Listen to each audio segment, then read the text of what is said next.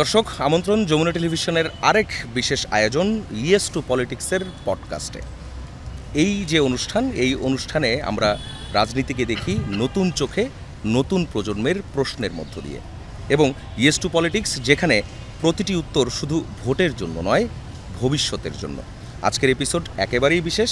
আমাদের সঙ্গে যুক্ত আছেন ঢাকা বিশ্ববিদ্যালয় কেন্দ্রীয় ছাত্র সংসদ অর্থাৎ ডাকসু নির্বাচনের স্বতন্ত্র ভিপি প্রার্থী শামীম হোসেন। শামীম, আপনাকে স্বাগত আমাদের এই অনুষ্ঠানে।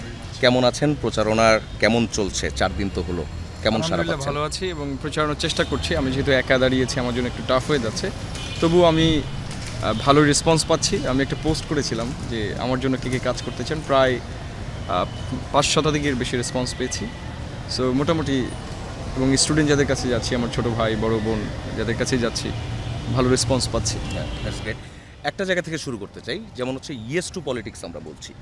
একটা লম্বা সময় গিয়েছে যে সময়টাতে আমরা নো টু পলিটিক্সের মধ্যে ছিলাম, অথবা আমাদের যে জেনারেশনগুলো বড় হয়েছে সেই জেনারেশনগুলো হচ্ছে পলিটিক্স বিমুখ করে হয়ে তারা বড় হয়েছে এবং তাদেরকে সেভাবে করাও হয়েছে। আপনার আসলে ছেলেবেলাটা কেমন ছিল, অথবা এই যে রাজনীতিতে আসা, নো থেকে ইয়েসে এসছেন নাকি হচ্ছে আগে থেকেই এমন একটা পরিবেশ ছিল? না, ব্যাপারটা হচ্ছে যে আমাদের দেশের মানুষের তো কোর্টের একটা সমস্যা আছে, মানে তারা সব জায়গাতে বইয়ের একটা লাইন কোট করে, man is a political being, বা এই ধরনের কথা তারা নিয়মিত বলে যে মানুষ মাত্রই রাজনৈতিক। তো বাংলাদেশে আবার রাজনীতি বলতে শুধু পলিটিক্যাল পার্টি অ্যাফিলিয়েশন বোঝায়, এর বাইরে সবাই অরাজনৈতিক। অ্যাপলিটিক্যাল বলে আসলে কিছু নেই। আপনি যদি ভোট না দিতে চান, এটাও কিন্তু স্ট্রং একটা ডিনায়াল অফ ইউর রাইট, যে আপনি যাচ্ছেন না, ভোট দিচ্ছেন না। তো এটাও কিন্তু একটা পলিটিক্সের পার্ট। তো মূলত পলিটিক্সের যে man is a vibrant political animal, এই জায়গা থেকে আমি শুরু করি। ওই সময়ে আসলে কারা ভোট দিতে পারতো ওই সোসাইটিতে, গ্রিক সোসাইটিতে? শুধুমাত্র এলিটরা। সেখানে কিন্তু নারীদের ভোট দিতে দেওয়া হতো না, এবং যারা দাস ছিল তাদেরও ভোট দেওয়া হতো না। সো ওই কনটেক্সট যখন আমরা নিয়ে আসি, এখানে বলা হয় যে তাহলে একটা 10% of the people actually democracy চর্চা করছে। এখনও তাই। আসলে দেখবেন যে অনেকেই বলে যে সাম অ্যানিমাল আর মোর ইকুয়াল দ্যান আদার্স। তার মানে হচ্ছে যে আমরা বলছি ভোটের দিন আমরা একসাথে যাচ্ছি, একজন পাজেরো গাড়ি দিয়ে আসছে, একজন মার্সিডিজে আসছে, আর আমি রিক্সা দিয়ে গিয়ে ভোটটা দিয়ে আসলাম, বা হেঁটে গিয়ে। তো তারপরে আমার নামে যখন মামলা হচ্ছে, তখন আমার হচ্ছে উকিল ধরার মতো পয়সা নাই, আর একজন সবচেয়ে বড় ব্যারিস্টার ধরে আনতে পারছে। তাহলে আপনি ইকুয়াল কী করে হচ্ছেন? অর্থাৎ এই যে জায়গাগুলো রয়েছে, এখানে আরও একটা কথা বলি। দেখবেন বাংলাতে নারীদের একটা প্রতিশব্দ হিসেবে অবলা ব্যবহার করা হতো। এটা কিন্তু একটা মানে সেক্সিস্ট টার্ম আর কি। এটা কেন করা হতো? কারণ হচ্ছে পলিটিক্সের মূল কথা হচ্ছে to be in a dialogue, মানে আলোচনায় অংশ নেয়া। সবাই মনে করে পলিটিক্স মানে ভোট দেয়া, কিন্তু জাস্টিস অ্যাজ ফেয়ারনেস, মানে গণতন্ত্র মানে হচ্ছে যে আলাপ করা, আপনার সাথে আমি যে আর্গুমেন্টেশনে আসবো, এই পরিবেশটা তৈরি করা, এটি হচ্ছে গণতান্ত্রিক পরিবেশ।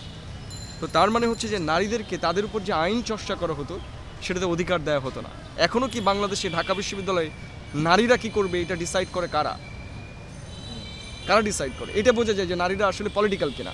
কারণ পলিটিক্যাল মানে হচ্ছে আপনার উপর যেটা চর্চা করা হবে, সেটাতে আপনি আলোচনায় অংশ নিয়েছিলেন কিনা, আপনার কথা ছিল কিনা। ইয়েস টু পলিটিক্স, আমি এটাতে আমার ভয়েসটা রেজ করতে পেরেছি কিনা। সেই জায়গা থেকে আমি মনে করি যে বাংলাদেশের 90% মানুষ আসলে অ্যাপলিটিক্যালি, তারা রাজনীতিতে অংশই নেয় না।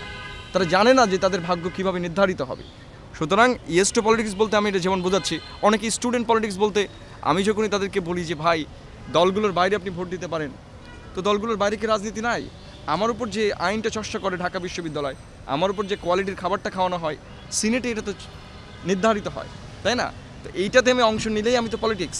স্টুডেন্ট পলিটিক্স মানে স্টুডেন্টের উপর যে আইন করা হবে, সেটার উপর স্টুডেন্ট ভোট দিচ্ছে কিনা, সেটার উপর স্টুডেন্টের কথা আছে কিনা, ডায়ালগটা আছে কিনা, দ্যাট ইজ স্টুডেন্ট পলিটিক্স। আমরা সবসময় পলিটিক্স বলছে পলিটিক্যাল পার্টি বুঝে, এটা একটা সমস্যা। সো পলিটিক্যাল পার্টিতে না যাও এক ধরনের পলিটিক্স। বাংলাদেশের মানুষ মনে করে যে কোনো এক জায়গায় সাবস্ক্রাইব করতে হবে, তো অন্তত পোস্ট মডার্ন এরাতে তো এটা সম্ভব না। সেই জায়গা থেকে আমি মনে করি যে পলিটিক্স মানে হচ্ছে যে যার উপর আইন করা হবে তার সে আছে কিনা। নারীর উপর যদি কোনো আইন করা হয়, অবশ্যই সেটা নারীদের মতামতের ভিত্তিতে হবে, নট মাই ওপিনিয়ন। হ্যাঁ, এক্সপার্টরা ওপিনিয়ন দিতে পারে, যেখানে আমাদের নেগোশিয়েটিং পয়েন্ট আছে, যে আমরা দুইজনই যেখানে ভাগিদার, সেক্ষেত্রে আমাদের দুইজনের মতামত দিতে হবে। কিন্তু যেখানে একজন ভাগিদার, তার উপর কী হবে এটাতে আমি কেন ডিসাইড করতে যাব? তো এটাই হচ্ছে পলিটিক্সের অবজারভেশন। আমার মনে হয় যে ডেফিনিটিভ জায়গাতে সমস্যা আছে। বাংলাদেশের মানুষ অ্যাবনর্মাল জিনিসটাকে নর্মাল মনে করে, কারণ এটাই ট্র্যাডিশন হয়ে গেছে। সো ট্র্যাডিশন মানেই যে ভালো না, ট্র্যাডিশন হলেই যে এটা ভালো হবে এটা তো কথা না। ট্র্যাডিশনের ভিতরে ভুল থাকতে পারে, তাই বলে আপনি শুধরাবেন না। একসময় সুপারস্টিশন ছিল যে মানুষের টিকা দেওয়া যাবে না, এটা দিলেই অসুবিধা হবে। তো আমরা সেটাকেই নষ্ট করি না, তারপরে আমরা কিন্তু সায়েন্স অ্যান্ড টেকনোলজির কারণে আমরা এখন ইঞ্জেকশনও গ্রহণ করি। আগে মানুষ ভয় ওষুধ খাইতো না, বলতো যে ওই যে কবিরাজের কাছে যেতে হবে। তো এটা থেকে আমরা বেরিয়ে আসি নাই। তো আমাদের দেশটা এখন ওই কবিরাজি প্রথাই চলছে যে আমরা আসলে সায়েন্সের দিকে আসবো না। তো আমি এই জায়গায় বলছি যে পলিটিক্সে আমরা যেভাবে অংশগ্রহণ করছি এটাই আসলে পলিটিক্স। আপনার সাথে আমি আর্গুমেন্ট করছি, অন্যদের সাথে আর্গুমেন্ট করছি, এই স্পেয়ারটা তৈরি করার চেষ্টা করছি, এটাই আসলে আমাদের দরকার। এখন ওই পরিবেশটা কি এখন আসলে তৈরি হয়েছে? আমরা কি এই জায়গা থেকে নতুন করে যদি শুরু করতে হয়? না, আমি আমার ছোটবেলার কিছু এক্সপেরিয়েন্স বলি। দেখেন, আমার বাড়িটা হচ্ছে সাতক্ষীরাতে। আপনি যদি দেখেন 2013 সালে যখন শাহবাগ আন্দোলন হয়, তো সাতক্ষীরা হচ্ছে যে মোটামুটি বেশিরভাগ মানুষই জামাত করে এবং বিএনপি করে, এটা ট্রু। ফলে আমাদের জেলাটাকে এক ধরনের কালেকটিভ পানিশমেন্ট দেওয়া হয়। পুরা জেলাটা 7 দিন ঢাকা থেকে বিচ্ছিন্ন ছিল। এবং আমার একটা বন্ধু ছিল, সে একই স্কুলে পড়তো। আমরা পরীক্ষা দিয়ে বাড়ি আসতেছে, এই সময় তার গুলি করা হয় এখানে। কারণ রাস্তাটা ওই যে আগে হরতালের কারণে রাস্তা ব্লক করে রাখা হতো, সো ব্লক ছিল এবং পুলিশ এসে ওটা ব্লক সরানোর সময় সামনে যাকে পাইছে গুলি করছে। এবং এমন কোনো ব্যক্তি নাই যার নামে মামলা করা হয় না। যারা ফুটবল খেলা হচ্ছিল আপনি গিয়ে দেখবেন তাদের পায়ে গুলি করা হয়েছে, তাদের পাটা কেটে ফেলা হয়েছে। তো এইরকম একটা এক্সপিরিয়েন্স থেকে আমরা আসলে এই ইউনিভার্সিটিতে এসেছি। আমার এই এক্সপিরিয়েন্স কিন্তু নানা জায়গা থেকে, এবং বিশ্ববিদ্যালয়ে এসে দেখি যে সবাই একদিকে কথা বলে। মানে আপনি যদি সত্য কথা বলেন, এর চেয়ে ভয়ঙ্কর ঢাকা ভার্সিটিতে কিছু ছিল না। মানে ট্রুথের চেয়ে ডেঞ্জারাস কিছু এখনও নাই। সত্য বললে আপনাকে টুটি চিপি ধরবে, কারণ সিট নিতে গেলে আপনাকে তাদের কথা শুনতে হবে। এখন আমার পক্ষে যদি আমার কোনো বন্ধু বলে, যাদের সাথে আমি একই ক্লাসে করছি, ক্লাসে বসে আছি, ক্লাস থেকে বেরোলে আমাদের ইডিওলজি চেঞ্জ হয়ে যাচ্ছে, আমরা একজনের শত্রু হয়ে যাচ্ছি। ফেসবুকে আমি একটা পোস্ট দিলে সে আমার বিরুদ্ধে সে গালি দিয়ে পোস্ট করছে, ওর ফোন দিয়ে বলছে কিছু মনে করিস না, কারণ আমাকে তো করতে হবে, নাহলে সিটটা বাতিল হয়ে যাবে। তো এই যে জোর জবরদস্তি করে আপনার কর্মী উৎপাদন করা, এটা তো রাজনীতি হতে পারে না। এই জন্য স্টুডেন্টরা তখন নো টু পলিটিক্স বলেছে, কারণ এটা তো পলিটিক্স না আসলে। এটা এক ধরনের বলা যায় ওই যে সম্মতি উৎপাদন, ম্যানুফ্যাকচারিং কনসেন্ট বাই ফোর্স। আপনার দলে আমার ভোট দিতে হবে, এটাই ফ্যাসিজমের একটা বৈশিষ্ট্য। তো ফ্যাসিজম অ্যান্ড ডেমোক্রেসি এক হতে পারে না, কিন্তু ট্রমাটা তো মানুষের ভেতরে থেকে যায়। আমরা যে এক্সপিরিয়েন্স থেকে বড় হয়েছি, সেটা ট্রমা কিন্তু আমাদের ভেতরে আছে। সো এই জন্য স্টুডেন্টরা মাঝে মাঝে বলে যে আমরা রাজনীতিতে যেতে চাই না। এদেশের আসলেই ভালো মানুষের রাজনীতিতে যেতে চায় না। ভালো বলতে যাদের মোটামুটি অন্য কিছু করার সক্ষমতা আছে, লিডিংয়ের ক্যাপাবিলিটি আছে, তারা রাজনীতিতে আসতে চায় না। কারণ আসলে কিন্তু আপনার ওয়েলকাম করেন না। কারণ ওইটা বললাম যে কবিরাজের জায়গায় সায়েন্সরা চলে আসলে কি হবে, ফতোয়া দিয়ে দিবে। মানে কবিরাজরা বলবে যে ওই সায়েন্সদের নেওয়ার দরকার নেই, বাদ দিয়ে দাও। তো এই জায়গাটা আসলে তৈরি হয়েছে, আমাদের এটাকে এই স্পেয়ারটাকে ডেভেলপ করতে হবে। এই জন্য আমাদের ডায়ালগে আসতে হবে। আমাদের যারা বুদ্ধিজীবী আছে, সমাজ আছে, শিক্ষক রয়েছে, তাদেরকেও ভাবতে হবে যে তারা এই দেশে থাকবে, তাদের প্রজন্মান্তর এটার জন্য সাফার করবে। আমি এক জায়গায় বলেছিলাম যে আপনি একটা ভুল মানুষকে যদি ভোট দেন, জাতীয় রাজনীতিতে আমাকে এক জায়গায় নিয়ে যাওয়া হয়েছিল জাস্ট স্পিকার হিসেবে, যে ভোটের রাজনীতি নিয়ে। আমি বলেছিলাম আজকে যদি আপনি ভুল ভোট দেন, এটার জন্য আপনার প্রজন্ম থেকে প্রজন্মান্তরে সাফার করা লাগবে। কারণ এদেশের টাকা অন্য জায়গায় পাচার হয়ে গেলে এটার ক্ষতিপূরণ আপনার সন্তানকে একদিন দেয়া লাগবে। এটা ট্রু। মানে একটা জাতির 1 বছর যদি নষ্ট হয়ে যায়, সেটার জন্য কিন্তু 100 বছরের প্রত্যেকটা প্রজন্মকে সাফার করা লাগে। তো সেই জায়গাটা আমরা আসলে তৈরি করার একটা জায়গা থেকে আমি মনে করি যে আমাদের সবারই কাজ করা উচিত। অন্তত আমরা বারবার আন্দোলন করছি, ঢাকা বিশ্ববিদ্যালয়ে বলছি আমরা 52 এনেছি, 71 এনেছি, 24 এনেছি, 90 এনেছি। তো 90 যদি সফল হতো, তাহলে 24-এর দরকার ছিল না। তার মানে আমরা প্রতিবারই কিন্তু আমরা যে রেভলিউশন করার চেষ্টা করছি, আমরা অভ্যুত্থান করার চেষ্টা করছি, প্রত্যেকটা ফেল করছে একটা টাইমের পরে। তো আমরা কি সারা জীবনে শুধু রক্তই দিয়ে যাব? সাস্টেনেবল প্ল্যানে আসবো না? বিশ্বে তো অন্য অনেক দেশ আছে যারা সাস্টেনেবলি ডেমোক্রেসি চলে যাচ্ছে। অন্তত আমাদের পার্শ্ববর্তী দেশ, যাদের নিয়ে আমাদের অনেক অভিযোগ রয়েছে, অভিযোগ থাকারই কথা, তারা যেগুলো করে, তারপরেও কিন্তু তাদের ডেমোক্রেসি কিন্তু ফাংশন করে, মোটামুটি ফাংশন করে। সেই জায়গাতে আমরা তো ফাংশনই করছি না। বলা যে আমাদের দেশে খুব কম সময়ে ডেমোক্রেসি ছিল, হয় সেনা শাসন চলেছে, না হলে ইন্টেরিম, না হলে ওই সেনা সমর্থিত সরকার, নানা ধরনের ফর্মেট। ডেমোক্রেসি এখানে কাজই করে না, তার মধ্যে আবার ফ্যাসিজম চলছে এতদিন। ফলে আমরা বলতে পারি যে আমরা একটা রাষ্ট্র গঠনে যে কথাটা বলছি, আমরা একটা কনস্টিটিউশন, একটা রাষ্ট্র গঠনে এক ধরনের ব্যর্থ হয়েছি। কারণ আমরা কুম্ভকর্ণ, এই যে কাজ শেষ করেই আমরা বাড়ি চলে যাই, তারপর যাওয়ার হোক, আমারটা তো আমি পেয়ে গেছি, এখন গো, দিনের শেষ, আমারটা আমার হয়ে গেছে। কিন্তু এটা তো কাজ করতে হবে। আমি পাওয়ার পরে আমার ব্যাপারটা হচ্ছে টিকিয়ে রাখা। কোনো কিছু অর্জনের চেয়ে টিকিয়ে রাখা কঠিন। আমরা শুনেছি স্বাধীনতা অর্জনের চেয়ে টিকিয়ে রাখা সবচেয়ে কঠিন। সেই লড়াইটা আমরা করি না। সম্প্রসারণও লিখেছি। হ্যাঁ, রাইট। তো সেটা আমরা কিন্তু সত্য, এটা আমরা কিন্তু এটা করছি না। এই যে অভ্যুত্থানের পরে আমরা কি করেছি, আমরা সেম প্যারাডাইমটা কিন্তু ভাঙতে পারি না। আচ্ছা, ডাকসু নির্বাচনে প্রার্থী হওয়ার পেছনের গল্পটা কি? না, এই প্রার্থী হওয়ার পেছনের গল্পটা আসলে ইন্টারেস্টিং। যদিও আমি ফার্স্ট ইয়ার একবার পোস্ট করেছিলাম, আমি যখন 19 সালে ভর্তি হয়েছি ঢাকা বিশ্ববিদ্যালয়ে, তখন হচ্ছে যে আমার ডিপার্টমেন্টের বড় ভাই নুরুল হক নূর ভিপি ছিলেন, তাকে মনে হয় আমি 1 মাসের মতো পেয়েছি। সো তাদের স্পেয়ারটা আমি ওভাবে দেখতে পারি নাই যে তারা কী করেছে কী করে নাই। তাকে আমি শেষ 1 মাসের দিকে দেখেছি, কারণ আমার ডিপার্টমেন্টের বড় ভাই ছিলেন ইংলিশ ডিপার্টমেন্টের, ফলে তার সাথে আমার 2-1 দেখা হয়েছে। উনি একবার আমাকে চিরুনি কিনে দিতে চেয়েছিলেন, আমার চুল দেখলে বুঝতে পারবেন। তো যাই হোক, তো ওই সময় আমি ওটা পোস্ট করেছিলাম যে ঠিক আছে আমি একদিন ডাকসুর ভিপি হব। আমার বন্ধু পোস্ট করেছিল, তার নাম শাকিল, ও জিএস হতে চেয়েছিল, সাংবাদিকতা। সে পরে হচ্ছে পলিটিক্যাল সায়েন্সে খুব ভালো স্টুডেন্ট। তো যাই হোক, এটা মজা করে বলছিলাম আর কি। তো রিসেন্ট টাইমে আমি যেটা করছিলাম যে আমার বন্ধু, আমি রিসেন্টলি প্রেজেন্টেশন দিয়েছিলাম ইউনিভার্সিটিতে মাস্টার্সের ফার্স্ট সেমিস্টারে, দেওয়ার পরে আমি ডাকসু ভবনে আড্ডা দিচ্ছিলাম। বৃষ্টি হচ্ছে এই জন্য ওখানে বসছিলাম যে ভিজে যাতে না যায়। তো সবাই বলছে যে ভোট তো চলে আসলো, সামনে ডাকসু হতে যাচ্ছে, কি করা যায়। তো আমি বললাম আমি তো কাউকে ভোট দিই না, ওই যে নো টু পলিটিক্স, ভোট দিলে ওর লায়াবিলিটি সব আমার উপর পড়বে, কারণ সে যদি ভুল কিছু করে তো আমাকে দায় নিতে হবে, কারণ আমি তাকে ভোট দিয়েছিলাম।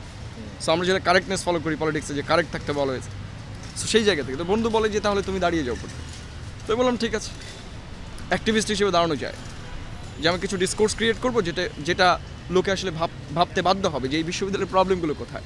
কারণ আমি দীর্ঘদিন বিশ্ববিদ্যালয় নিয়ে আমার একটা এক্সপিরিয়েন্স আছে, বাইরের অবজারভেশন আছে, যেহেতু আমি রেগুলার স্টুডেন্ট, বাট আমার ক্লাস আসলে আমি বিশ্ববিদ্যালয়ে কম করেছি, ট্রু, বাট আমার কোনো ফেল নাই বা রিয়াড এই টাইপের কিছু নাই, আমি রেগুলার স্টুডেন্টই। তবে সবচেয়ে কম ক্লাস করে পারা যায় এরকম জায়গায় একটা ব্যারিয়ারের জায়গায় আমি ছিলাম, ফলে আমার একাডেমির বাইরের জগতেই বেশি পরিচিত, বইয়ের জগৎ, নানা জগৎ, ফলে আমার একটা আলাদা অবজারভেশন আছে। যেমন আমি অনেক অনলাইন প্রতিষ্ঠানে পড়েছি আর কি, অনলাইন কোর্স যেগুলো থাকে এগুলো আমি পড়েছি, তাদের কাছে কোর্স করেছি। যখন করোনার সময় আমি হিউজ টাইম পেয়েছি, কনস্টিটিউশন নিয়েও পড়ালেখা আছে, 101 যে কোর্সগুলো থাকে, ইকোনমিক্সের, হার্ভার্ড এগুলো ফ্রি দিত আর কি, MITও দিত। সো এইগুলো আমি কোর্স করে আমি যেটা বুঝলাম যে আমাদের ইউনিভার্সিটি আসলে ওদের জায়গা থেকে যদি আপনি কম্পেয়ার করেন তাহলে আমরা ওয়েস্টার্ন কম্প্যারিজনে আমরা অনেক পিছিয়ে আছি। তো এর কারণগুলো হচ্ছে যে এটা ইউনিভার্সিটি হিসেবেই ফাংশন করে না কখনো। মানে এই জন্য কি ক্লাস অ্যাটেন্ড করা হয়েছে কম, মানে ক্লাসটা টানে নাই খুব একটা নাকি? এক্স্যাক্টলি, আপনি যদি ক্লাসের বাইরে সবচেয়ে ভালো কিছু পান, আপনি ক্লাসে কেন থাকবেন? আজ পর্যন্ত ঢাকা ভার্সিটি বলতে পারবেন না এই ছেলেটা আমার ডিপার্টমেন্ট থেকে আমাদের পড়ানোর কারণে এইভাবে হয়েছে। ঢাকা ভার্সিটি যারা সাকসেসফুল হয়েছে তারা কোনো রিডিং ক্লাবের কারণে হয়েছে, কোনো বড় ভাইয়ের কারণে হয়েছে। আপনারা যারা পড়ালেখা করেছেন ইউনিভার্সিটিতে জানেন যেটা হচ্ছে পিয়ার প্রেশার যেটা বলে, অর্থাৎ ইউনিভার্সিটির বাইরের এনভায়রনমেন্টটাই আসলে ঢাকা ভার্সিটির সবচেয়ে বড় অর্জন। সে নাগরিক হিসেবে 52 এনেছে, 71 এনেছে, নাগরিক দায়িত্ব ছিল আমাদের, তাই না? স্টুডেন্ট হিসেবে দায়িত্ব কী ছিল? রিসার্চ করায়। এই ইউনিভার্সিটি এশিয়ার প্রথম পূর্ণাঙ্গ আবাসিক বিশ্ববিদ্যালয়, যার মডেল সবাই ফলো করতো। সেই বিশ্ববিদ্যালয়টা এখন কোথায় আছে দেখেন, সবাই এটাকে পলিটিক্যাল ইনস্টিটিউশন হিসেবেই দেখতেছে, ইলেকশন করছে প্যানেল আকারে নানাভাবে। ফলে এটা কি সবার আগে এটা যে একাডেমিক প্রতিষ্ঠান, এই জায়গাটা প্রতিষ্ঠা করতে হবে। আমি বলেছি যে একটা ইউনিভার্সিটির সবচেয়ে বড় জায়গাটা হচ্ছে এনভায়রনমেন্ট, মানে তার একটা পরিবেশ থাকবে। নাহলে আমি বাড়ি বসে ডিস্টেন্স লার্নিং দিয়ে তো কোর্স করে ফেলতাম, আমি MA BA পাস করে ফেলতাম। এখন তো এই সুবিধা আছে, বা ইউটিউব দেখেই সব পড়া যায়। আমাকে একজন বলেছিল যে কিছুদিন পরে তো ট্রান্সলেশন করো, এটা তো AI দ্বারা রিপ্লেস হয়ে যাবে। আমি বললাম ইউটিউবে সব ভিডিও আছে, তো আমাদের ইউনিভার্সিটিতে আসার তো দরকার নাই, তাই না? আমরা তো অনেকেই অনলাইনে কোর্স করছি। কিন্তু ঢাবি দেখেন, ঢাবি কিন্তু একটা উদ্বাস্তু প্রতিষ্ঠান, মানে এক্সাইল ইন ওন ল্যান্ড। আমি বলেছি যে ঢাকা বিশ্ববিদ্যালয়ের 700 একর জায়গা সব দখল হওয়ার ফলে মনে হয় যে চারপাশে শুধু অন্য প্রতিষ্ঠানের ভেতরে ঢাবির কিছু কিছু জায়গা ঢুকে গেছে। এখানে কলা ভবন, আপনি পৃথিবীর এটা যে কোনো ক্যাম্পাসে যান, জাহাঙ্গীরনগরে গেলেই বুঝতে পারবেন, চট্টগ্রাম বিশ্ববিদ্যালয়ে যান, রাজশাহী যান, প্রত্যেকের একটা ক্যাম্পাস এরিয়া আছে। ঢাবির কোনো ক্যাম্পাসই নাই। সে এইভাবে যে প্রাইভেট ইউনিভার্সিটিগুলো এখানে একটু ওখানে একটু যেরকম থাকে, এখন প্রাইভেটগুলো সুন্দর হয়েছে, কিন্তু ঢাবি নিজের জায়গার উপরে সে নিজে এক্সাইল হয়ে গেছে, বন্দী হয়ে গেছে, উদ্বাস্তু হয়ে গেছে। এখানে একটু ওখানে একটু, তার মধ্যে অন্যান্য প্রতিষ্ঠান ঢুকে গেছে, সরকারি জায়গাগুলো দখল করে এই প্রতিষ্ঠানের পরিবেশটা নষ্ট করেছে। আমাদের যখন নারীদের সিকিউরিটির প্রশ্ন আসে, সেই জায়গাতে সবচেয়ে বড় সমস্যা কোথায়? এই যে রাস্তাটা যদি জনগণের হয়, সিটি কর্পোরেশনের নামে, ওই রাস্তায় তো আমাদের বহিরাগতদের হাতে নারীরা বেশি সবচেয়ে অনিরাপদ বোধ করে। এই রাস্তা আমরা কীভাবে কন্ট্রোল করব? রাস্তাটা আমাদের, কিন্তু ইউনিভার্সিটি মনে হয় রক্ষণাবেক্ষণ খরচ বেশি, এই জন্য সিটি কর্পোরেশনের হাতে তুলে দিচ্ছে যতদূর জানি আমি। তারপরে এই যে আমাদের আশেপাশে জমি দখল হয়েছে, আপনি একটা ইউনিভার্সিটি ক্যাম্পাসের এরিয়া নির্ধারণ করতে বলেন, সেটাও বিশ্ববিদ্যালয় জানে না, কারণ তার কতটুকু জমি সরকার দখল করেছে এটা প্রতিবারই করতে আছে। কেন একটা বিশ্ববিদ্যালয়ের ভেতরে আপনাকে আরও অনেকগুলো পরমাণু কেন্দ্র নিয়ে আসতে হবে? কেন আপনাকে বাংলা একাডেমি তো অন্য জায়গায় আপনার পূর্বাচলে করতে পারতেন? ঢাকা বিশ্ববিদ্যালয়ের সবচেয়ে বড় সমস্যা যেটা, সেটা হচ্ছে সোহরাওয়ার্দী উদ্যান। আপনি সন্ধ্যার পরে গেলে এটা হচ্ছে মাদকের সবচেয়ে বড় আখড়া, একেবারে ওপেন চলে এটা, এবং সবচেয়ে বেশি হত্যা হয়েছে রিসেন্ট টাইমে এটার ভেতরে। তো আমাদের বিশ্ববিদ্যালয়ের 300 একর জায়গা দখল করেছে। আপনি দেখেন উদ্যানটা যদি ঢাকা বিশ্ববিদ্যালয়ের সাথে মার্জ অবস্থায় থাকতো এই ইউনিভার্সিটি এনভায়রনমেন্ট কিন্তু ইন্টারন্যাশনাল স্ট্যান্ডার্ডে চলে যেত, বা জাহাঙ্গীরনগরের মতো হতো। ইউনিভার্সিটিতে যদি শ্বাস নেওয়ার জায়গা না থাকে, ঘুমানোর জায়গা না থাকে, এই স্টুডেন্টটা কী করে দেখেন? খাওয়ারের জন্য আন্দোলন করছে, খাওয়ার জন্য আন্দোলন করা লাগছে এই সময়ে এসে। অন্তত থাকা খাওয়া পোশাক, এটা বেসিক হিউম্যান রাইটস। এটার জন্য আন্দোলন করা দরকার হয়। মানে তারপর আপনারা বলেন এটা হচ্ছে দেশের টপ ইউনিভার্সিটি, কোট আনকোট, মানে নানা সমীক্ষায় দেখা যায় সেই হিসেবে। আরেকটা জিনিস ইন্টারাপ্ট করি, সেটা হচ্ছে অন্যান্য ইউনিভার্সিটিতেও যে ছাত্র সংসদ নির্বাচন হবে সেসব জায়গায়ও কিন্তু আমরা একই রকমের কথাগুলো শুনতে পাচ্ছি। স্টুডেন্ট যারা আসছে অথবা প্রার্থী যারা হচ্ছে তারাও কিন্তু একই কথাগুলো বলছে। সেখানেও কিন্তু এই যে বেসিক রাইটসগুলোর নিয়েই তাদের কাজ করতে হচ্ছে। হ্যাঁ, এটা তো রাষ্ট্রের একটা চরম ব্যর্থতা। এটা নিয়ে তো সংবিধানে আলাপ আছে। আপনি যেমন দেখেন, আপনি আমেরিকার সংবিধানে আছে যে আপনার যে বেসিক হিউম্যান রাইটস এগুলো যদি ভায়োলেট হয় আপনি মামলা করতে পারবেন। বাংলাদেশে আপনাকে খাবার না দিলে বিশ্ববিদ্যালয়ে আপনি মামলা করতে পারবেন? এগুলো শুধু মুখে বলা আছে যে আপনার হচ্ছে যে এতগুলো হিউম্যান রাইটস আছে। তো এটার জন্য আপনার ডিফেন্ডিং ল নাই, রিড করতে হবে। রিড দিয়ে কিছু হয়? সরকার যদি আপনাকে এটা দিতে ব্যর্থ হয়, যেমন আমার ডেমোক্রেসি, মানে আমাকে কথা বলার স্বাধীনতা দিতে হবে, ফ্রিডম অফ স্পিচ। ধরুন আপনি আমার গলা চিপে ধরলেন বা আমাকে কথা বলতে দিচ্ছেন না, তখন কিন্তু আমি মামলা করতে পারবো যে রাষ্ট্র আমাকে এটা করতে দেয় নাই। এই সুযোগ কি আমাদের আছে? না, এগুলো শুধু মুখে মুখে। আর বাংলাদেশ হচ্ছে মুখেই চলে, আর কাগজেও যেটা আছে ওটা তো আরও ভুয়া। আচ্ছা, একটা বিষয়, এই যে মাদার অর্গানাইজেশনগুলোর লেজুর বৃত্তি এবং হচ্ছে বড় ভাই সংস্কৃতি, যেটা লম্বা সময় ধরে আমরা দেখে এসেছি, 24-এর আন্দোলনের পরে এই যে ডাকসু নির্বাচনের যে প্রেক্ষাপট তৈরি হয়েছে, কোনো কিছু কি বদলেছে? কিছুটা বদলানোর চেষ্টা তো হচ্ছে, যেটার বদলানোর চেষ্টাতেও কিন্তু অ্যাটাক কম হচ্ছে না। বললাম না, এস্টাবলিশ নর্ম থেকে বেরিয়ে আসা আসলে কঠিন, কারণ এই শিকল পরা ছল, মোদের এই শিকল পরা ছল, মানে একবার শিকলে আবদ্ধ হলে তারা বারবার শিকল পরেই থাকে। মানে যে গরুকে আপনি সারা জীবন গোয়ালে বেঁধে রেখেছেন তাকে ছেড়ে দিলেও সে যেতে চাইবে না, সে বরং ওই দড়িতের ভেতরেই থাকতে চাইবে। ফলে যে সমস্যাটা হয়েছে সেটা হচ্ছে যে স্টুডেন্টরা, বাকিরা এখনও বারবার এটা বোঝাতে চাচ্ছে যে মাদার অর্গানাইজেশনের সাথে থাকলেই আপনার উন্নতি হবে। বাকিরা এটা বোঝাতে চাচ্ছে যে আমাদের ভাগ্য নির্ধারিত হবে সংগঠনগুলোর হাত দিয়ে। কিন্তু ঢাকা বিশ্ববিদ্যালয় একটা অটোনোমাস বডি, সেখানে পলিটিক্যাল পার্টিগুলো ইন্টারফেয়ার করার কোনো সুযোগ নেই। স্বয়ং রাষ্ট্রপতি যেটা সভাপতি, তাই না? কেন এই বিশ্ববিদ্যালয়কে স্বায়ত্তশাসন দেওয়া হয়েছে? যাতে জ্ঞান উৎপাদন করতে পারে। একাডেমিক পলিটিক্স আর বাইরের পলিটিক্সটা এক না। আমাদের ছেলেমেয়েরা মার্ক্সবাদ পড়তে পারে এবং তারা চর্চাও করতে পারে। তাই বলে আপনি বাইরে থেকে লোক নিয়ে এসে তাকে আপনি শেমিং করবেন, তাকে গালাগালি করবেন, তাকে নানা ধরনের ফ্রেমিং করবেন, এটা তো হতে পারে না। কারণ একাডেমিক পলিটিক্সের ভেতরে সব ধরনের আইডিয়ায় আসলে চর্চা হয়। যেমন ইসলামিক আইডিয়ার চর্চা হবে, তেমন মার্কসিস্ট আইডিয়ার চর্চা হবে। এখন আমি সাবস্ক্রাইব তো করছি না। যেমন আমি যখন মার্কস পড়ে লোকে ভাবে যে এই ছেলেটা মানে বাম করে, তো এটা তো আপনাকে পড়াতে হবে। আপনি ইংলিশ ডিপার্টমেন্টের টিচার হলেও তখন আপনাকে পড়াতে হবে, ইসলামিক পলিটিক্সও আপনাকে পড়াতে হবে, তখন আপনি তাকে কী বলবেন? তো আমাদের দেশের মানুষের এরকম বাইনারি সেট হয়ে গেছে। আপনাকে কিছু করতে গেলে আগে কোনো একটা গ্রুপে জয়েন করতে হবে। এই সাবস্ক্রিপশন থেকে আমাদের এখন বেরিয়ে আসতে হবে, কারণ ইউনিভার্সিটি জায়গাটা এরকমই। নানা মতের মানুষের ডাইভার্সিটি এখানে তৈরি হবে এবং তারা এইটা আপনার সাথে অর্গ্যানিকভাবে আপনার কাছে চলে আসবে। এই যে আপনি আমার পাশে বসে আছেন, আমি যে আপনার সাথে কথা বলছি, আপনি মার্কসিস্ট ধরেন আর আমি হচ্ছে ইসলামিস্ট, আমরা যে দুইজন প্রতিদিন আলাপ করছি, এই যে সহমর্মিতা তৈরি হচ্ছে, এটাই হচ্ছে হারমোনি, এটা হচ্ছে ডেমোক্রেসির বিউটি। এভাবে এটা তৈরি হয় ইউনিভার্সিটিতে। কিন্তু আমাদের বাইরে থেকে স্ট্রাকচারগুলো তৈরি করা হয়েছে মাদার পার্টির কারণে, যে তোমরা যদি অমুক দল হও এর বাইরেরগুলো তোমাদের না, এগুলো তোমাদের এনিমি। একাডেমির ভেতরে এরকম এনিমি কেন হবে? আমরা তো ডেমোক্রেসি এনেছি এই কারণে যে আমরা যাকে ভোট দিব সেই আসবে। এমনকি বাংলাদেশে দেখা যায় যখন ভালো নির্বাচন হয়েছে, একবার এই পার্টি আসে, তারপরের বার আরেক পার্টি আসে, তখন জনগণ আসলে একটা ব্যালেন্স করে করে তাদের নিয়ে আসতে চায়। কেউ কিন্তু ওরকম ইডিওলজি সাবস্ক্রাইব করে আসলে ভোটটা দেয় না, বরং দেয় যে আমরা দিয়ে দেখি কি করে। তো এই জায়গা থেকে আমি মনে করি যে মাদার পার্টিগুলোর সার্ভ করার জন্যই ঢাকা ভার্সিটি পিছিয়ে গেছে। দেখেন আমাদের যখন যতগুলো আন্দোলন হয়েছে এর আগে, ওরা মাদার পার্টিগুলো সবগুলো অর্গ্যানিক, যারা পাওয়ারফুল আর কি, একবার না একবার ক্ষমতায় ছিল এবং তারা কিন্তু ঢাকা ভার্সিটিতে রাজনীতি করেছে। তাদের তো এক্সাম্পল সেট করা আছে তারা কী করেছে, তাই না? যতবারই আমাদের ছেলেমেয়েরা আন্দোলন করেছে এই ধরনের একদম বেসিক একটা ব্যাপার, খাবারের আন্দোলন, আমি চাকরি চাই এটার আন্দোলন, তার উপর ক্র্যাকডাউন দিয়েছে। এটা তো আশ্চর্য ঘটনা। এবং ক্র্যাকডাউন শুরু করেছে কারা? ওই মাদার পার্টির যে প্রক্সি স্টুডেন্ট অর্গানাইজেশন আছে। এটা তো আমি স্টুডেন্ট অর্গানাইজেশনই বলি না, এটা তো প্রক্সি অর্গানাইজেশন, যেভাবে অ্যাক্সিস অফ রেজিস্ট্যান্স বলে আর কি, যে হামাস যেমন রয়েছে, হিজবুল্লাহ রয়েছে, এরকম একটা বাহিনী এখানে তৈরি করে রেখেছে। যখনই মাদার পার্টিকে কিছু বলবেন, ফার্স্ট রেজিস্ট্যান্স এখান থেকে আসবে। এটা নিয়ে মিশেল ফুকো একটা বিখ্যাত এক্সাম্পল দিয়েছিল, উনি তো এডুকেশন নিয়ে সবচেয়ে ভালো কাজ করেছে। তো বলেছে যে আমরা যে জ্ঞান উৎপাদন করি, বা আমাদেরকে কেউ একজন ধরেন হামলা করতে কেন আসে? তো কিং লিয়ারের একটা বিখ্যাত এক্সাম্পল আছে, যে কিং লিয়ার বলছে তার একটা ক্যারেক্টার, যে ধরেন আপনি একটা বাড়ির দরজায় ধাক্কা দিলেন, একটা গৃহস্থের বাড়ির দরজায় ধাক্কা দিলেন। আগে কিন্তু বেড়া দেওয়া বাড়ি থাকতো গ্রামে, তো এই দরজায় ধাক্কা দিলে প্রথমে একটা কুকুর ঘেউ ঘেউ করে ওঠে, ঠিক আছে? তো ফুকো বলছে, বলো তো যে এই কুকুরটা আসলে ঘেউ ঘেউ করে কী বলতে চায়, কি সিগনিফাই করে সে? তো আমাদের যে এই যে ইডিওলজিগুলো যাদের ভেতরে ঢোকে, ওই কুকুরটা ঘেউ ঘেউ করে বলতে চায় আমার মাস্টারের অনুপস্থিতিতে আমি মালিক বাড়ির, আমার মালিকের অনুপস্থিতিতে আমি এখন বাড়ির মালিক, আমাকে কৈফিয়ত দিয়ে তোমাকে এখানে পার হতে হবে। তো যারা এই লেজুর ভিত্তিক যাই বলেন না কেন, তো তারা তো স্বীকারই করে এটা।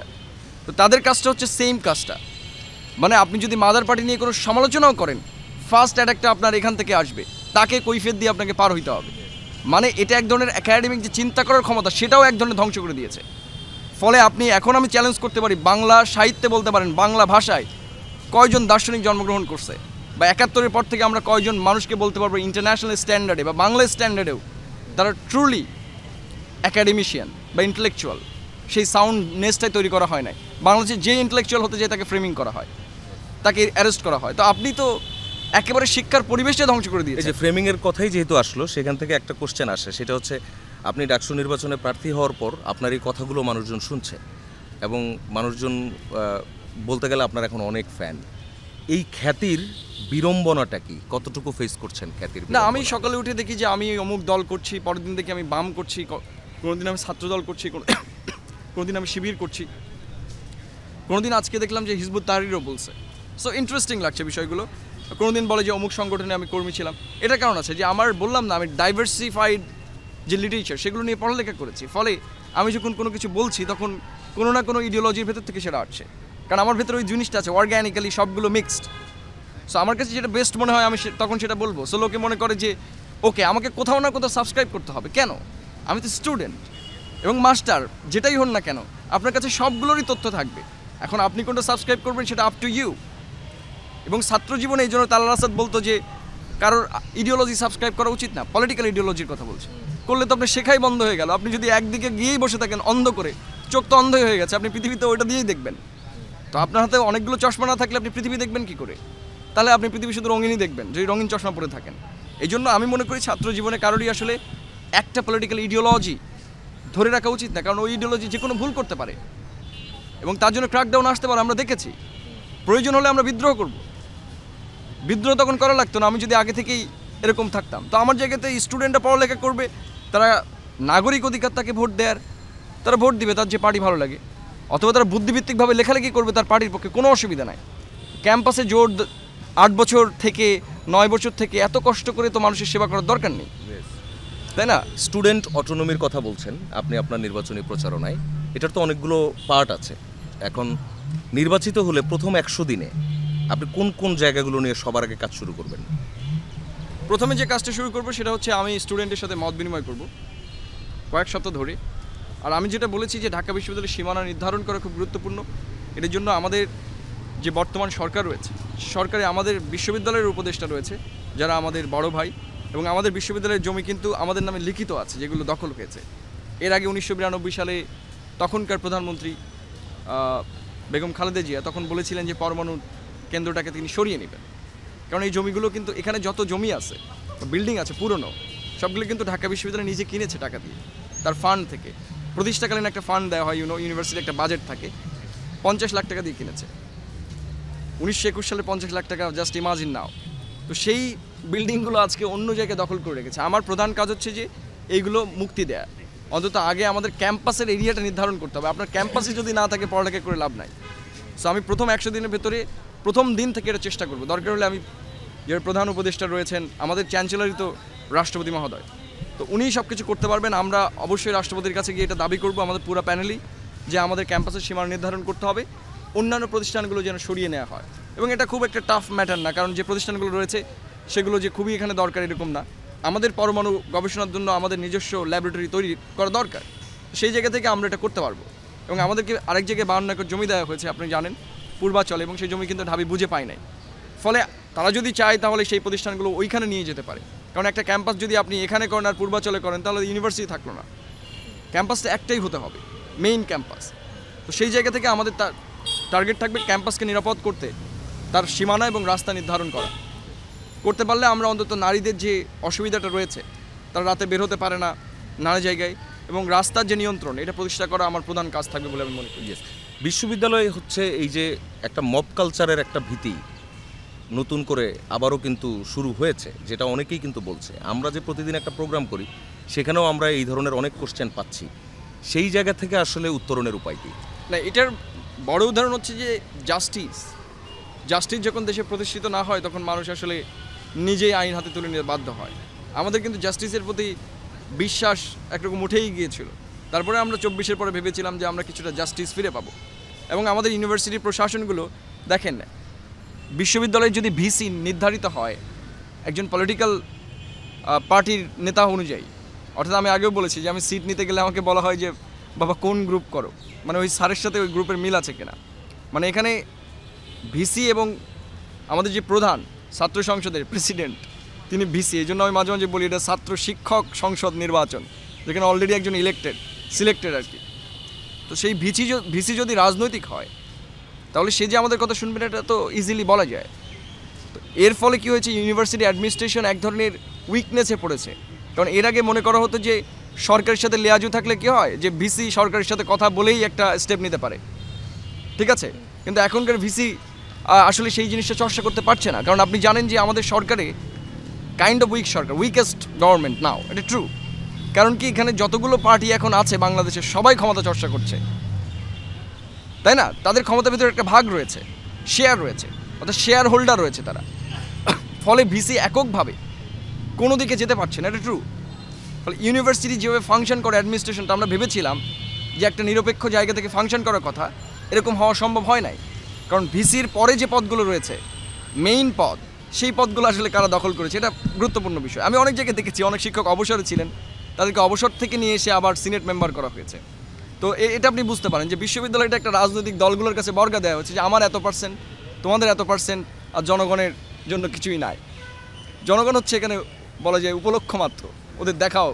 আচ্ছা, একটা বিষয়ে এই মাদার পার্টিকে সার্ভ করা যে সংগঠনগুলো অথবা যারা ওই রকম যে প্যানেলগুলো হয়েছে, এই প্যানেলের বাইরেই কিন্তু প্রার্থীর সংখ্যা বেশি। আমরা দেখছি সবগুলো পদেই স্বতন্ত্র প্রার্থীদের সংখ্যা বেশি।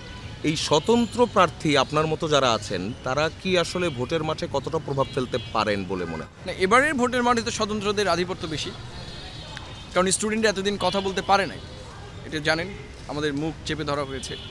তো এখনও মানুষের সেই স্ট্রেংথটা রয়ে গেছে। কারণ হচ্ছে যে যারা বিপ্লব করে তারা আসলে ঘরে ফিরে যায় না, তারা অনেকেই পরের টেবিলে ফিরে গিয়েছিল, কিন্তু পরের টেবিল আর ঘরে ফেরা তো এক না। ফলে স্টুডেন্টের ভেতরে ওই রেস্টটা এখনও রয়ে গেছে।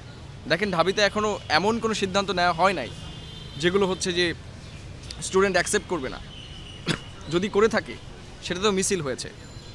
আমাদের কথা ছিল যে 7 দফাতে এই যে লেজুর ভিত্তিক ছাত্র রাজনীতি, ক্লায়েন্টেলিজম সেটাকে নিষিদ্ধ করা হবে, কিন্তু সেই 7 দফা ভায়োলেট করা হলো। আমাদের প্রথমে যে লিয়াজো কমিটি হলো ছাত্র সংগঠনগুলোর ভেতরে, আমাদের বড় ভাই মাহফুজ আলম যিনি পরে উপদেষ্টা হয়েছেন, তিনি এটার সম্ভবত সভাপতি ছিলেন। এটা ঢাকা বিশ্ববিদ্যালয়ের কারোর সাথে তিনি কথা না বলেই করলেন।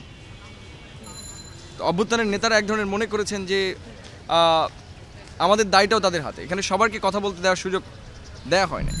ফলে আমার যেটা মনে হয় যে ইউনিভার্সিটি ওই রেসটা রয়ে গেছে। এবং আমরা বলেছিলাম কোটা না মেধা, তার মানে ঢাকা বিশ্ববিদ্যালয়ের, আপনি জানেন এই ভিপি পদটা কিন্তু not so much powerful. Yes, এটাই আমি জানতে চাচ্ছিলাম যে কাজ করার এখতিয়ার আসলে কতটুকু। এখতিয়ার কতটুকু হচ্ছে রিলে করা ভয়েসটা, যে ভিপি এর ভয়েস, একটা ঢাকা ইউনিভার্সিটির স্টুডেন্টের ইলেক্টেড রিপ্রেজেন্টেটিভ। সমস্যা হচ্ছে ঢাকা বিশ্ববিদ্যালয়ের সিভিল সোসাইটির জন্মদাতা। ফলে এখান থেকে যদি একটা ওই যে কিছু একটা আগুন ওঠে তাহলে সমস্ত দেশে চলে যায়, এটা দেখা যায়। কারণ এই যে আপনার এখান থেকে যাদের জন্ম হয়েছে তারাও কিন্তু রিলে করে ব্যাপারটা, আরে আমার বিশ্ববিদ্যালয়ে এটা হয়েছে। তো এর মানে হচ্ছে ঢাকা বিশ্ববিদ্যালয়ের ভিপি যেটা করতে পারে, ডিসকোর্স ক্রিয়েট করতে পারে। আমি যে প্রবলেমগুলো এখন আইডেন্টিফাই করছি, এটা যদি আমি জনপরিষদে বক্তব্য দিই, এটা যদি আমি টিভিতে প্রতিদিন বলি, অন্তত আমাদের দেশে যারা সরকার রয়েছে তারা জানবে যে এটা প্রত্যেকটা জনগণ প্রতিদিন শুনছে, তাদের দায় থেকে হলেও এই বিশ্ববিদ্যালয়ের সমাধান করবে। এটা ট্রু। তার মানে আপনার ভয়েসটা তো সরকার অবধি পৌঁছাতে হবে, নাহলে বারবার অভ্যুত্থান করে সরকারের পতন ঘটাবো, আবারও অভ্যুত্থান করব, এরকম করে করে হয়তো একটা দাবি পূরণ হবে আমাদের। তাই না? এই জন্য ভিপি পোস্টটা আসলে রেটোরিক্যাল পোস্ট, সে জাস্ট ভয়েসটা রেজ করে। তাকে দেওয়া হয়েছে ছাত্রদের প্রবলেমগুলো যেন শিক্ষকদের সাথে বসে অ্যাড্রেস করতে পারে বা সিনেটে তুলে ধরতে পারে, হায়েস্ট সরকারের কাছে মানে আমাদের চ্যান্সেলর স্যারের কাছে তুলে ধরতে পারে, কারণ আমাদের জায়গা তো রাষ্ট্রপতির কাছে। হ্যাঁ, আর যেটা করতে পারে এই যে আপনাদের মতো মিডিয়ার মাধ্যমে আমরা জনগণের কাছে জানাতে পারি আপনাদের ছেলে মেয়ে এখানে পরে দেখেন আমাদের সাথে কী হচ্ছে, ফলে সেটা আসলে ডিসাইড করে ওই গভর্নমেন্টের উপর কী ইফেক্ট পড়বে। এই জন্য গভর্নমেন্ট ভয় পায় যে ভিপি পদটা আমাদের থাকতে হবে, যাতে এটা জনপরিসরে ছড়িয়ে পড়লে সরকারের জন্য ক্ষতিকর হতে পারে, কারণ তাদের ছেলে মেয়ে এখানে আসছে। ফেয়ার ইলেকশনের জন্য এখন পর্যন্ত চ্যালেঞ্জেসগুলো কী কী দেখছেন? অনেকে ভোট কেন্দ্র কম এটাও বলছে, আবার ভোট গণনার সময় কেন এত বেশি লাগবে তেমনটাও অনেক প্রশ্ন উঠাচ্ছে। এমন আরও কোনো প্রশ্ন আছে কিনা? অথবা না, আমরা শুনেছিলাম কালকে আইএসপিআর থেকে বক্তব্য দেওয়া হয়েছে যে সেনাবাহিনী মোতায়েন করা হচ্ছে না। ফলে আপনি জানেন বাংলাদেশের বর্তমান আইন শৃঙ্খলার অবস্থা, এখনও ইউনিভার্সিটির ভেতরেও নানা জায়গাতে মব জাস্টিস হচ্ছে, কারণ এখানে আসলে যেটা পুলিশ ফোর্স যেটা বলেন বা যে কোনো ফোর্স, এগুলো সঠিকভাবে কাজ করছে না, যে কোনোভাবে হোক এটা কাজ করছে না। এটা আপনারাও দেখছেন, আমরাও দৃশ্যমান ব্যাপার। সো ইউনিভার্সিটির ভেতরে আসলে আমাদের ছেলে মেয়েদের সিকিউরিটি সবার আগে। একটা ভোটের চেয়ে কিন্তু আমাদের ঢাকা ভার্সিটির একটা ছেলে মারা গেলে এটা তো ভয়ঙ্কর একটা শূন্যতা তৈরি হবে, তাই না? এটা তো আমরা পূরণ করতে পারবো না, এই ক্ষতিপূরণ। সো আমাদের দাবি ছিল যে অন্তত এটা এনশিওর করা যে আমাদের সিকিউরিটি সবার আগে। নির্বাচনের চেয়েও গুরুত্বপূর্ণ কিন্তু এটা, যে আমাদের শিক্ষক এবং ছাত্র যারা রয়েছে তাদের সিকিউরিটি সবার আগে দিতে হবে। সেই জায়গা থেকে আমি মনে করেছিলাম যে সেনাবাহিনী রাখাটা একটা পজিটিভ দিক ছিল আর কি, অন্তত স্টুডেন্টরা যারা ভয় পেত না যে ভোট দিতে গেলে কী হতে পারে। ইতোমধ্যে দেখবেন নির্বাচনে আমার জায়গা থেকে তো আমি মনে করি, কারণ হচ্ছে এর আগে কয়েকদিন আগে দেখবেন ভোট শুরুর আগে ককটেল বিস্ফোরণ করা হয়েছে নানা জায়গায়, আর বাকি আগেই তো আমাদের বাংলাদেশে বহু রেকর্ড আছে। ঢাকা ভার্সিটিতে বোমা বিস্ফোরণের রেকর্ড তো অনেক পুরনো, একেবারে 70 থেকে 2000, 2006, তারপরেও নানা সময় এটা হয়েছে।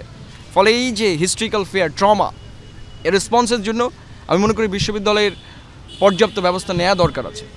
সেটা রাষ্ট্রের সাথে বসে করতে পারে, তাদের চ্যান্সেলর স্যার আছে তার সাথে বসেও করতে পারে, কারণ একটা বিশ্ববিদ্যালয়ে এমনিতে ভিসি স্যার নিজেই নানা সময় বলছেন এই কথাটা যে আমাদের তো এটা ইনশিওর করতে হবে, কারণ একটা ছেলের কিছু হলে কিন্তু আমরা যে নির্বাচনে দাঁড়িয়েছি তাদেরকেও লায়াবল আসলে হতে হয় এক ধরনের, যে আমাদের জন্য তারা এসেছিল এবং এটা হয়েছে। ফলে এই জায়গাটাকে আমি মনে করছি যে আরেকটু বিশ্ববিদ্যালয় প্রশাসনের শক্ত অবস্থানে যাওয়া উচিত। একটা বিষয় সেটা হচ্ছে যে শঙ্কা তো থাকেই, সেই জায়গা থেকে জিতলে কি হবে সেটা তো বললেন, পরাজিত হলে কি হবে, তারপর কি করবেন? পরাজিত হলে আমি তো ঢাকা বিশ্ববিদ্যালয়ের ছাত্র এখনও রয়েছি, আমার এখনও 1 সেমিস্টার বাকি আছে। সো আমি 1 সেমিস্টার শেষ করে আমার তো বলেছি আমি ঢাকা বিশ্ববিদ্যালয়ের ভিপিরা সবাই যে রাজনীতি করেছে এমন না, এটা অধুনা আর কি একটা ফ্যাশন হয়েছে যে রাজনীতিবিদ হতে হবে। আবার একটা বিষয়, এটা কিন্তু দেখবেন যে সব ভিপিরাই কিন্তু বড় নেতা হতে পারে না, এটা একটা কারণ আছে। কারণ হচ্ছে ঢাবির যারা ভিপি হয় তারা মনে করে যে তারা সিভিল সোসাইটির সবচেয়ে বড় রিপ্রেজেন্টেটিভ, ফলে তাদের অন্য মাদার পার্টিগুলোর সাথে টাসেল হয় যে ওখানে যে প্রধান আছে তার চেয়ে তো আমি ইলেক্টেড পাওয়ারফুল। কারণ বাংলাদেশে তো আসলে পরিবারতন্ত্র চলে আসছে নানা জায়গাতে, একজনের পর আরেকজনের একটা সিলেকশন প্রসেস। তো সে যদি ইলেক্টেড রিপ্রেজেন্টেটিভ, তারপরে কিন্তু ওই পার্টিতে যে সে ভালো করতে পারেন, আপনি কাউকে দেখাতে পারবেন না যে খুব একটা ভালো অবস্থানে আছে। সেম অফার তো আপনার বেলাও আসতে পারে যদি আপনি জয়ী হন। হ্যাঁ, আমি তো রাজনীতিতে জয়েন করছি না, আমি তো ছাত্র, আমি পড়ালেখা করি, আমি আমার মতো আমি অলরেডি এডটেক চালাচ্ছি, হয়তো মাস্টারি করতে পারি, অথবা আমার ইচ্ছা আছে ফার্মিং করবো। সাতক্ষীরার খুব জনপ্রিয় ব্যাপার চিংড়ি চাষ করা, হ্যাঁ এটা তো সবাই করে। তো আমরা তো খুবই বলা যায় একটু অলস টাইপের মানুষ, যারা কাজ করে আবার একটু বেশি ঘুমায়। তো এই জায়গা থেকে আমি মনে করি যে আমি একটা সাউন্ড লাইফ লিড করতে চাই, পিসের দরকার আছে জীবনে। কারণ আমাদের দেশের রাজনৈতিক পরিসরটা তো আপনি জানেনই, অলরেডি আমি এটা আসার পরেই অনেক জায়গা থেকে হারমোনিটা নষ্ট হচ্ছে আসলে, জীবনের যে হারমোনি আর কি। তো সেই জায়গা থেকে আমি আমার জীবনে ফিরে যেতে চাই, মানে যে জীবনটা আমি লিড করছিলাম এখন মনে হচ্ছে যে কিছুটা আমি রেস্ট্রিক্টেড লাইফ লিড করা লাগছে। আমরা একদম শেষ দিকে চলে এসেছি, যদি আপনি নিজ থেকে যদি বলতে চান যমুনা টেলিভিশনের মাধ্যমে এই নির্বাচনকে কেন্দ্র করে অথবা ভবিষ্যৎ বাংলাদেশের চিন্তার জায়গা থেকে। না, আমি মনে করি যে প্রত্যেকটা মানুষের ছেলেমেয়েদের একটা বোধ, যেটাকে জীবনানন্দ দাশ বলে বোধ, আন্ডারস্ট্যান্ডিং, মানুষকে তার কনসিয়াসের জায়গা থেকে তার দায়বদ্ধতা আছে। আমরা যখন কোনো একটা ভুল করি, সেই ভুলটা যদি কালেকটিভলি এফেক্ট করে, এটার জন্য কিন্তু আমাদের সবাইকে এটার জন্য সাফার করা লাগে। ফলে আমি যদি ছোট একটা ভুল করি, আমি বলেছি যে ইতিহাসে আমরা সবসময় সঠিক কাজ করবো এমন না, কিন্তু এমন একটা কাজ করতে পারি যেটার পয়েন্টের জন্য একটা জাতি বেঁচে যেতে পারে। ধরুন আজকে আমি অনেক ভালো কাজ করলাম, কালকে যে আমি অনেক বড় একটা ব্লান্ডার করলাম, কিন্তু আজকের ভালো কাজটার জন্য একটা কালেকটিভ চেঞ্জ হয়ে গেল, একটা অভ্যুত্থান হয়ে গেল, ধরেন একটা স্বাধীনতাই হয়ে গেল আজকের স্টেটমেন্টের জন্য। তো সেই জায়গা থেকে আমাদের প্রত্যেকে ক্ষুদ্র ক্ষুদ্র অবদানই কিন্তু একসময় কালেকটিভ চেঞ্জটা নিয়ে আসে। ফলে আমাদের যাদের ভয়েস রয়েছে, আমরা মনে করি যে এটা রাইট, সেটা ওপেনলি বলার মতো সাহস করতে হবে, নিজেকে এগিয়ে আসতে হবে। তাহলে একদিনে কালেকটিভ চেঞ্জটা আসলে পসিবল হবে। আমরা যদি বসে থাকি না আবার একটা অভ্যুত্থান হবে, আমরা পেছনে গিয়ে দাঁড়াবো, তাহলে আমাদের চেঞ্জ আসলে কখনোই পসিবল হবে না। এটা আমার সবার কাছে অনুরোধ থাকবে যে এখন ভোটিংটা আপনার রাইট, অবশ্যই এই রাইটটা আপনি মিস করবেন না। আপনার এই সামান্য একটা টিক চিহ্ন বা ক্রস চিহ্ন আপনার আগামী দিনের ভবিষ্যৎ নির্ধারণ করতে পারে। জি, থ্যাংক ইউ শামীম হোসেন, আপনাকে অসংখ্য ধন্যবাদ আমাদেরকে সময় দেওয়ার জন্য। দর্শক, আমরা শুনছিলাম ডাকসু নির্বাচনে ভিপি প্রার্থী স্বতন্ত্র হয়ে যিনি লড়ছেন, এরই মধ্যে আপনারা সবাই তাকে চিনে গেছেন। তার যে বক্তব্য এবং তার যে ভাবনা এবং তার যে মেধার যে প্রশংসা আপনারা করছেন সেগুলো আপনারা শুনছিলেন, এবং সবশেষ তিনি যেটি বলছিলেন যে এখন আপনাদের রাইটস হচ্ছে ভোটিং রাইটস। সেই ভোটিংয়ের জন্য ডাকসু নির্বাচনের 9 সেপ্টেম্বর ভোটাভুটি, সেই ভোটাভুটির জন্য আমাদের অপেক্ষা। আমরা দেখব কারা এই ছাত্র সংসদ নির্বাচনে প্রতিদ্বন্দ্বী প্রার্থী যারা আছেন কারা জিতেন এবং কারা পরাজিত হন। অনেকেই কিন্তু বলেছেন পরাজিত হলেও তারা কিন্তু এর হাল ধরে রাখবেন, অর্থাৎ বিশ্ববিদ্যালয়ের যে বহু বছরের যে সমস্যাগুলো, বিশেষ করে শামীম অনেকগুলো সমস্যা আইডেন্টিফাই করেছে যেগুলো বহু বছরের সমস্যা, সেই সমস্যাগুলোর সমাধানে তারা কাজ করবেন। এটাই হোক আগামীর বাংলাদেশের রাজনৈতিক প্রত্যাশা। আজকের মতো ইয়েস টু পলিটিক্স এখানেই শেষ করছি। দেখা হবে আবারও আগামীকাল অন্য কোনো প্রার্থীর সঙ্গে।